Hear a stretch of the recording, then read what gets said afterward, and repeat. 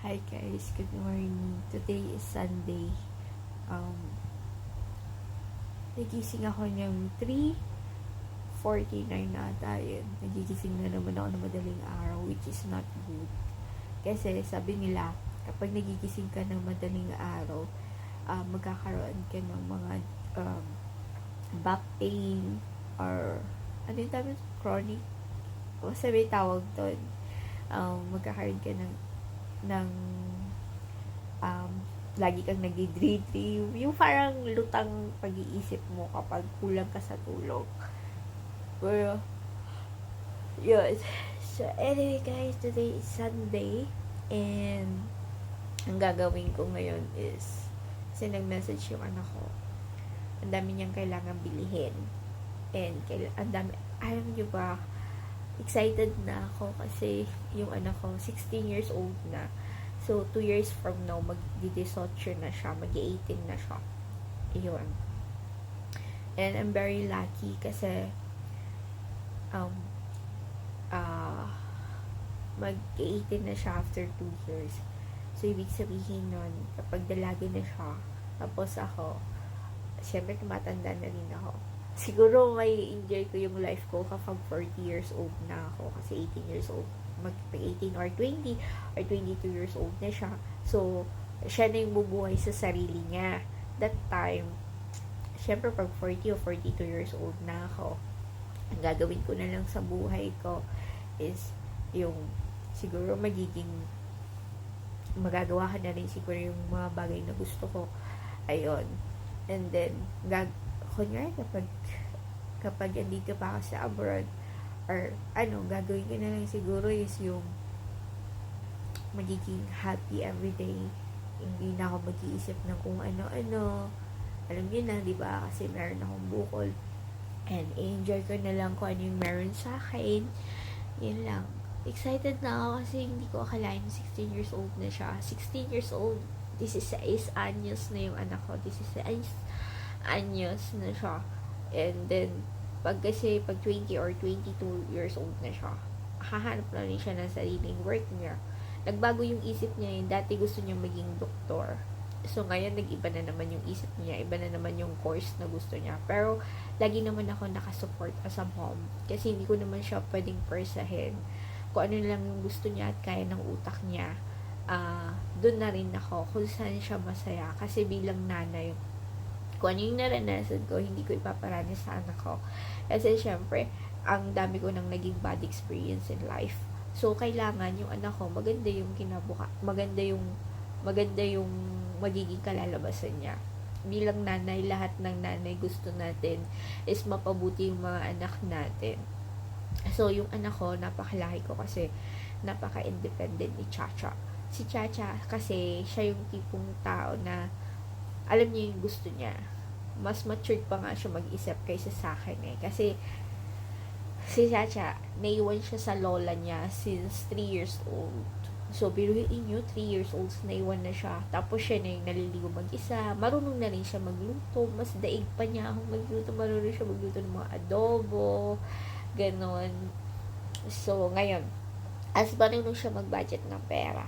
Kasi, di ba, yung allowance niya na binibigay ko monthly, 8,000, minsan 9,000. Tapos, bukod pa yung binibigay ng tita niya na nasa Canada. So, hati kami ng tita niya na nagbibigay. Ayun. So, ang bilis na panahon. 16 years old na yung anak ko. 16 years old na siya sa 26. So, 2 taon na lang. Iniisip ko nga, 2 taon na lang, 16 years old na siya. Tapos, 2 years, ngayon, October 26 is 16 years old na siya. So, 2 years from now, 18 years old na siya. Tapos, another 2 years, 42 years old na ako, 20 years old siya. So, may enjoy niya lahat ng gusto niya. Tapos, alam niyo ba, I'm so feel blessed kasi, syempre, may bukol ako. Sabi kasi ng doktor na 50-50 na ako magkaanak. Kung sakali man na makapag-asawa ako, 50-50 kasi nga di ba may bukol ako sa tiyan. 50-50. Pero naniniwala naman ako na God is a miracle. Naniniwala ako sa Diyos na mawawala to kasi alam ko love na love ako ni God, alam ko hindi ako pababayaan ni God. Ayun, naniniwala ako kay Lord na hindi niya ako pababayaan. So yun lang. And then syempre, di ba ako youngest daughter din ako, so yung may time pa ako na makapag-work sa ibang bansa kasi bata pa naman ako, 38. So, meron pa akong time na 39, 40, 41, 42, 43, 44, 45.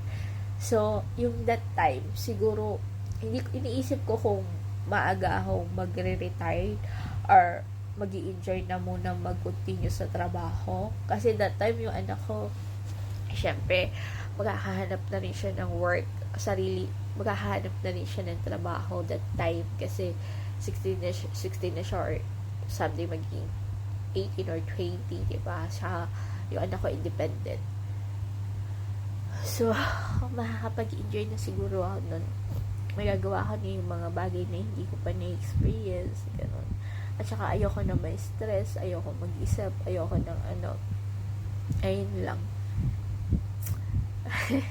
Naglaglag ako. Ay, ipapakita pala ako sa inyo kasi kahapon nag-bake yung alaga ako. And then, nabigyan niya ako ng cute na cookies. So, ipapakita sa inyo yung binigay niya sa akin. Gising ko lang. Ang cute na ginawa niya. Kaso tinakman ko. Oh my God. Nag-ano ata siya. Oh! Nag-melt yung binigay niya sa akin. Kasi yesterday, pagod ako. I'm so tired. Ayan o. Binigyan niya ako. So anyway, pagod ako kahapon. So hindi ko siya nakain kasi I feel so sleepy na. Kainin natin. Yum. Hap. Ang cute na alaga. Ang sarap. Ito na almusal ko.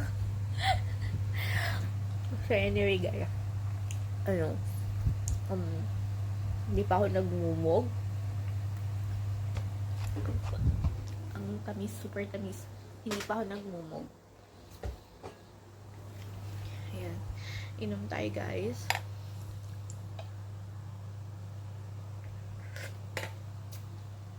Hindi ako makainom ng alibig. So, hindi pa ako nagmumog. Kumain na ako yun ng biscuit. So, anyway guys. Ano lang.